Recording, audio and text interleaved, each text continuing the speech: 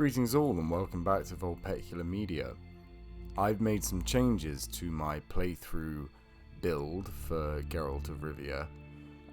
Anyone who's been here before will know that I'm focusing on trying to do the books justice whilst playing through the game as best as I can on New Game Plus Death March. And I came to realise that my original very combat heavy, bare bones, sort of truest true version could quite easily make its way through Death March on New Game, but on New Game Plus I've been playing through for a long time and really struggling. Now, I'm not a pro gamer here, but struggling notably more than I ought to be. So I thought I'd take you through what I've changed. So notably, first and foremost, we have the Griffin armor instead of the cat armor or wolven manticore, any other variant.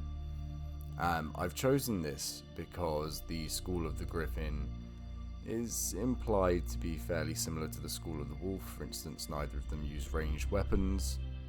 They both have a focus on combat and signs and sort of a how do I say this, sort of jack of all trades kind of vibe to them. The Griffins notably more hoi polloi than the Wolves. They were closest to the sort of knightly order of the first Witchers. So lore-wise it ties in alright. Also in several of the cutscene frames, the sort of drawn load screens, you can see Geralt wearing a sort of stripier garment, similar in design. Personally, I'm not the biggest fan of it, but you can always dye it, and it will always look different at Grandmaster level anyway. In which case it's a bit more charming the further along the lines you get. It gives us perks in essentially all the sign stuff, and that leads me on to my next biggest change, which is our character map for skill points.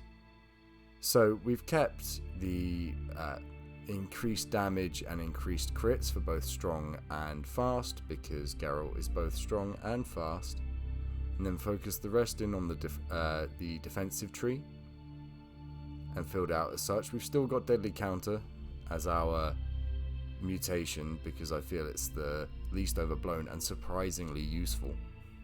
But then we've got a bigger focus on signs. Now, signs notoriously are overblown in the games compared to the books, so I've tried to work with it in a way that gives a more varietous playstyle, but without breaking too much canon. So, far-reaching Ard is as close as we can get to a canon version of Ard. Ard is more of a continuous breath of wind in the books. We can't get that in the game, so we're just going for as far as we can reach. We've then got Fire Stream, because controlling the intensity of the flame isn't something that's really touched on, but the flame, when used, when Igni is used in the books, is a continuous flame, although it's more like a fingertips flame than a flamethrower. It's more like a lighter, but it is continuous, and it makes sense that you could combatify that, I guess. Earden is weird, it changes all the time, but I think that it's arguably the most harmless so far as game-breaking effects, and it's a seal in the books. It's a seal used to create various traps and caveats for the monsters that Geralt's facing.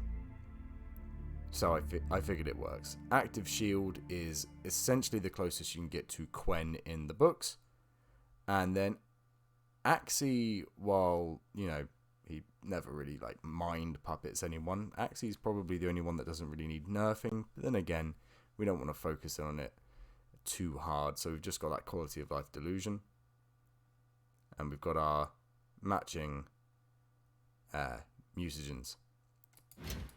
So that's really the update. I'll just quickly show you the stats. So not a huge damage output.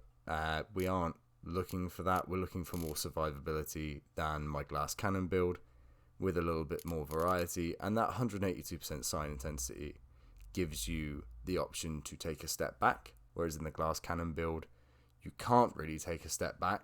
You have to be in there to deal the damage. And then you've just got to work on your quick reactions as such. With this, you've got the opportunity to lean back. You know, you can put up a Quen shield when necessary, but it's not going to explode or do any of the damage dealing aspects. You can blow people back with Ard. You know the deal. But none of it too overpowered. Still feels very similar to the Geralt we know and love in the books. Of course, that Geralt would be clean shaven, but I've been on Skellige for a hot minute, so I haven't had the chance. And the damage output has taken a dip, but like I said, what you can do with signs now is that much more. Just being able to slow something down with Earden will really change the way that this comes across, at least in my playthrough.